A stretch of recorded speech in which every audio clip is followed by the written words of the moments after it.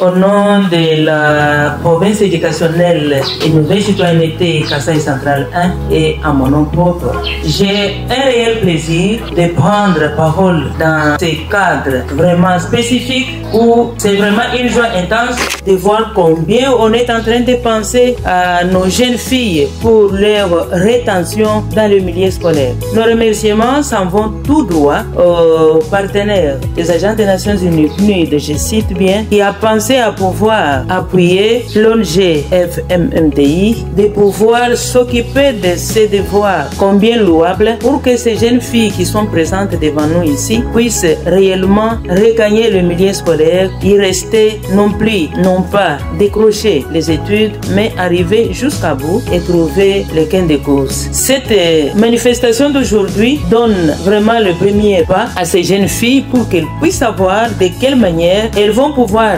étudier correctement et savoir se prendre en charge à la longue quand elles seront grandes. Nous savons que les jeunes filles ont toujours été marginalisées. Ce sont des garçons qui étaient toujours à l'honneur, mais cette fois-ci, on est en train de penser à elles. C'est ainsi que nous sommes en train de remercier de vive voix les structures internationales et nationales qui ont pensé à pouvoir faire de ces jours ce que nous sommes en train de vivre. L'enseignement primaire est gratuit, mais les objets classiques ne sont pas gratuits. Les uniformes ne sont pas donnés gratuitement. Mais voilà que cette fois-ci, ils ont tout ce qu'ils ont pour qu'ils puissent réellement étudier.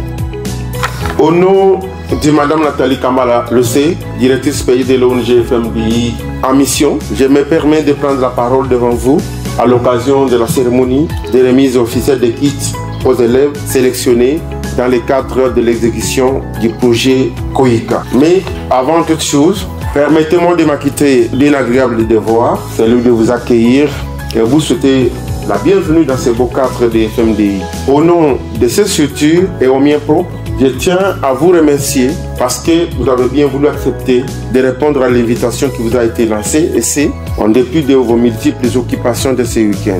Votre présence en ces lieux prouve à suffisance l'intérêt que vous accordez aux activités que mène FMDI au profit des communautés et particulièrement pour l'épanouissement de nos enfants.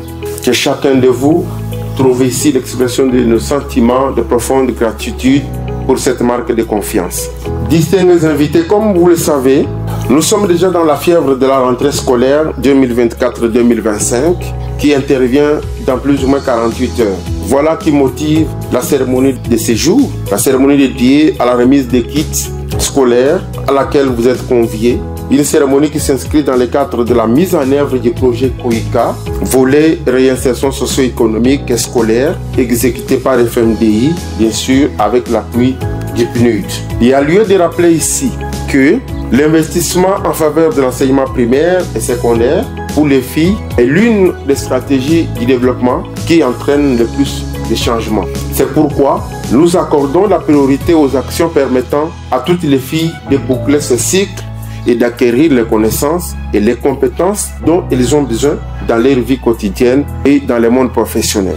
Comme vous pouvez le constater, les filles qui bénéficient d'une éducation ont moins de risques de se marier jeunes et plus de chances de mener des vies productives en bonne santé.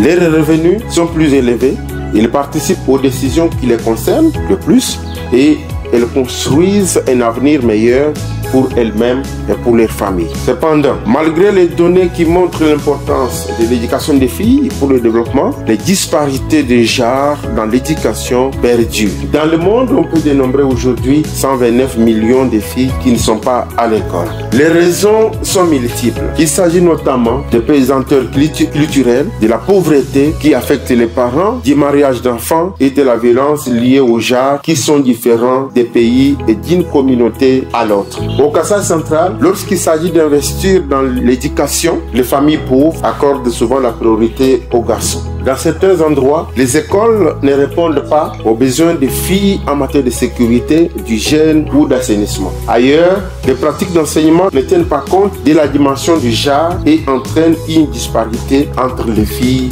et les garçons dans l'apprentissage et l'acquisition de compétences. C'est dans ce contexte que nous avons essayé d'orienter les activités du projet afin d'accompagner les filles. Et pour votre gouverne, 25 élèves filles ont été sélectionnés dans les différentes les écoles de la ville de Kananga afin de bénéficier de ces kits qui sont constitués de cartables, stylos, uniformes, chaussures, chaussettes, cinglés, cahiers, registres, lattes, crayons et j'en passe. Comme vous pouvez également le constater, c'est juste un petit geste, mais combien symbolique puisqu'il apporte du sourire aux bénéficiaires au regard du contexte socio-économique défavorable dans lequel se trouvent beaucoup de parents pendant cette période de la rentrée scolaire. La plus belle femme ne peut donner que ce qu'elle a, dit-on.